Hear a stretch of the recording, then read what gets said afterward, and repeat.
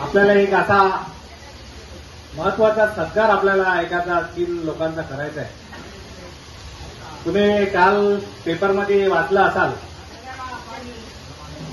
की एका महिलेचं 1.5 ते 2 तोळ्याचं मंगळसूत्र नाही आपलं हार त्या ठिकाणी कचऱ्यामध्ये चुकून गेला आणि जे कचरा उचलणारी आपली जी मंडळी आहे, सुमित कंपनीची जी मंडळी आहे, ह्या लोकांनी प्रामाणिकपणे तो हार घेऊन त्या महिलेच्या, आता तुम्हाला माहिती आहे आज सोन्याची किंमत किती आहे. आज तुम्ही सगळ्या महिला वर्ग आहे, आज नाही म्हटलं तरी 1,00,000-1.5 लाखाच्या घरबांधले, 1,00,000-1.25 लाखाच्या आसपास सोनं गेलेलं आहे. म्हणजे 2 लाख रुपये सोनं त्यांना त्या ठिकाणी मिळालं आणि त्यांनी प्रामाणिकपणे त्यांनी शाळे जे त्यांचे सिनियर आहेत त्यांच्याकडे त्यांनी सुपूर्द केला आणि त्या बाईला दिलं. म्हणजे विचार करा, या कल्याणपूरमध्ये आपण सगळेजण हातावर पोट असणारे लोक किंवा सर्वसामान्य लोक आहेत आणि मग अशा ठिकाणी आपला 2 तोळ्याचा हार जातो आणि मग कसं घरामध्ये किती, म्हणजे तुम्हीच विचार करू शकता महिला वर्ग काय म्हणजे परिस्थिती ओढवली असेल.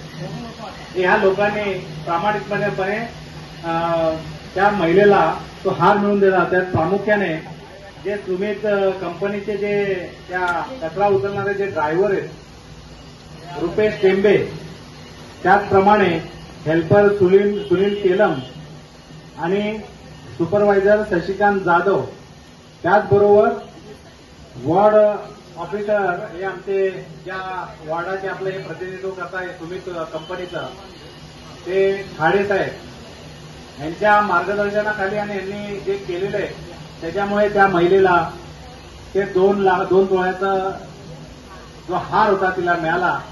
तर त्यांच्या त्यांनी जे प्रामाणिकपणा दाखवला त्याबद्दल त्यांचा एक छोटासा सत्कार या ठिकाणी आपण सगळ्यांच्या वतीने करू म्हणून आपण त्यांना बोलवलं. मागे देखील या मंडळींचं का कौतुक करावं असं वाटतं की मागे एका कल्याण पूर्वेमध्ये अजून एक तुम्हाला घटना सांगतो की एका बिल्डिंगला आग लागली. फायर ब्रिगेड तर नंतर आले, पण हे कचरा उचलणारी जी मुलं होती त्यांनी पटापट सगळ्या बिल्डिंगला हे करून अलर्ट करून तो मोठा अनर्थ तिथे त्या ठिकाणी टळला.